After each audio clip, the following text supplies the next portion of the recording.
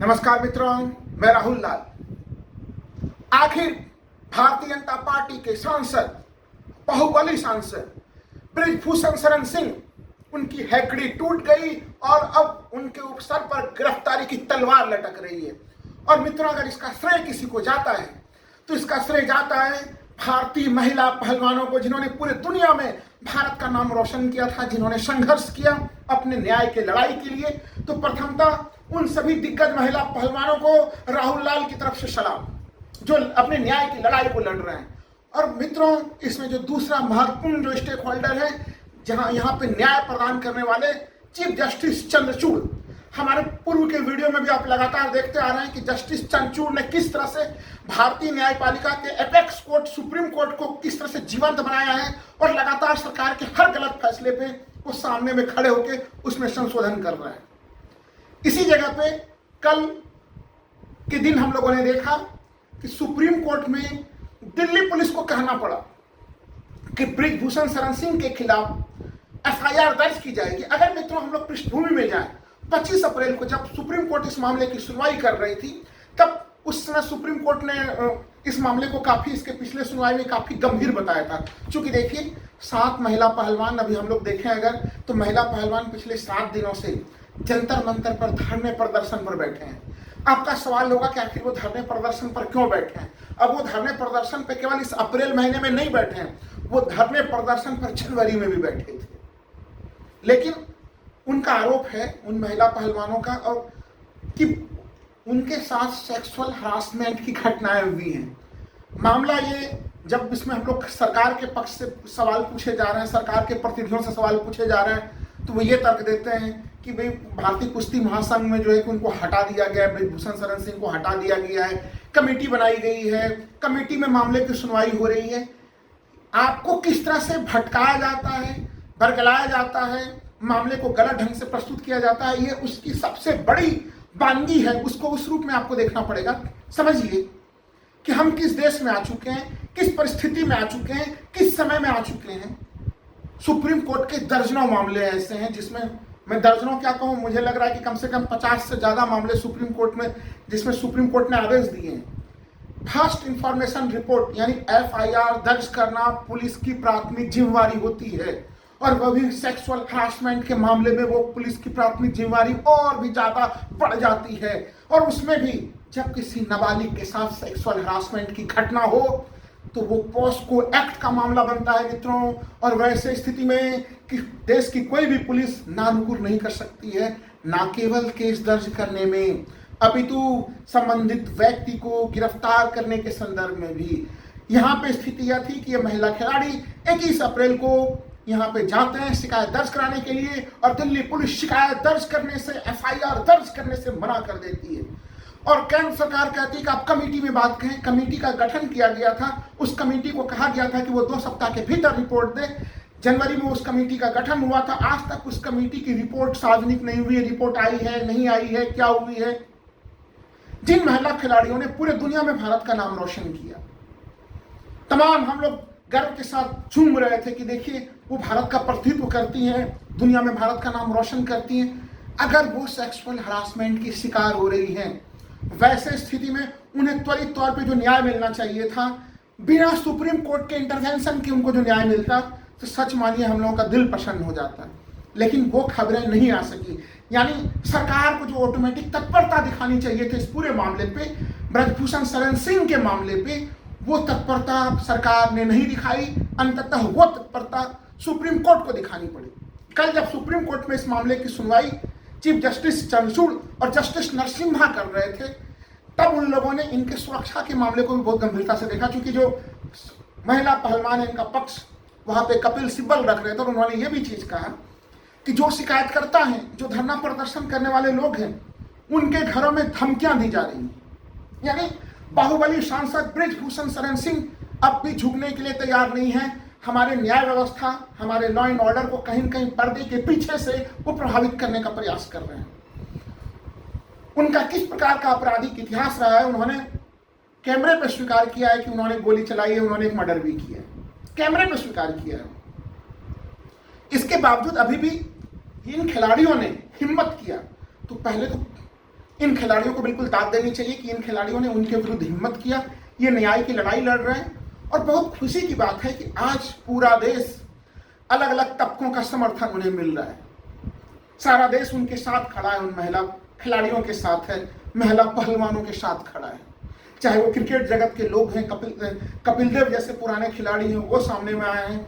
अलग अलग एथलीट से संबंधित जो गोल्ड मेडलिस्ट हैं, नीरज चोपड़ा वगैरह, तमाम अलग अलग लोग यहाँ पे सामने में आ रहे हैं।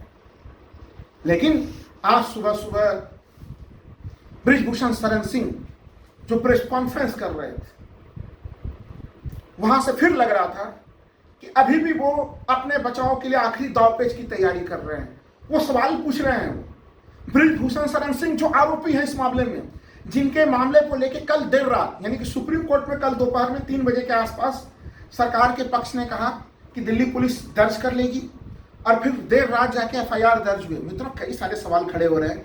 एक सवाल तो ये खड़े हो रहे कि कल जो न्यूज तमाम आ रहे थे वो न्यूज चौंकाने वाले थे। दिल्ली पुलिस की तरफ से ये न्यूज थे कि दिल्ली पुलिस के बड़े बड़े अधिकारियों की बैठक हो रही थी कि ब्रिजभूषण शरण सिंह के खिलाफ जो एफआईआर दर्ज हो, किन धाराओं में दर्ज हो। एक ऑटोमेटिक प्रक्रिया जिसमें कि सामान्य रूप से होना यह चाहिए था कि हम आप कोई भी जाए पुलिस में रिपोर्ट दर्ज कराएं, एफआईआर दर्ज हो जाए, उसके लिए भी किन धाराओं में एफआईआर दर्ज हो, उसके लिए भी पूरे दिल्ली पुलिस के लोग बैठे हुए थे। मतलब हमारे यहाँ की प्रणाली, आईपीसी और सीआरपीसी की प्रणाली किस तरह से कहाँ जा रही है, उसको सुरक्षित करने के लिए भी सुप्रीम कोर्ट को सामने में आना पड़ रहा है। ये एक शर्मनाक स्थिति है। वीआईपी खिलाड़ियों के साथ ऐसी स्थिति हो रही है तो भारत में आम सामान्य लोग किस तरह से जो है कि भारतीय न्याय प्रणाली में का लाभ ले पाएंगे, भारतीय पुलिस प्रणाली का लाभ ले पाएंगे, ये बड़े गंभीर सवाल अभी भी खड़े हो रहे हैं। और जो मैं कह रहा था कि ब्रिजभूषण शरण सिंह, उनकी हिम्मत देखिए,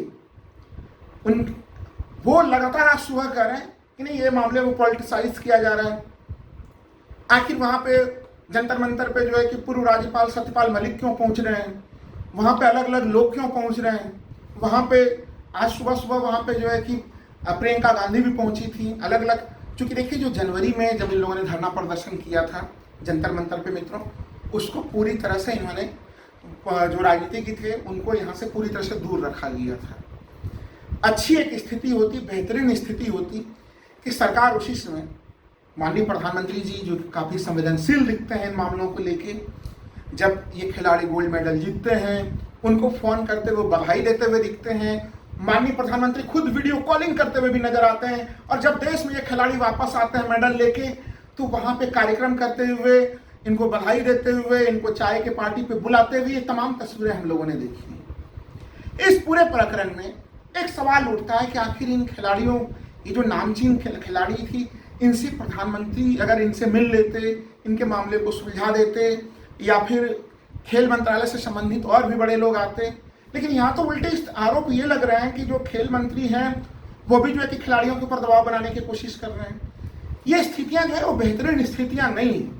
तभी मैं कह रहा हूँ कि इसमें एक पात्र तो एक न्याय के लिए संघर्ष कर रही है लड़कियाँ हैं, महिला हमारे पहलवान हैं, फीमेल रेसलर्स हैं, और दूसरा न्याय के जो प्रमुख घटक है जस्टिस चंद्रचूड़, का नाम मैं बार बार ले रहा हूँ। कल सुप्रीम कोर्ट पे जो एक घटनाक्रम घटी वो सुनेंगे तो आपको सच में लगेगा कि दिल्ली पुलिस अभी भी किस तरह से इस मामले को रफा दफा करना चाहती है, केंद्र सरकार किस तरह से इस मामले को रफा दफा करना चाहती है।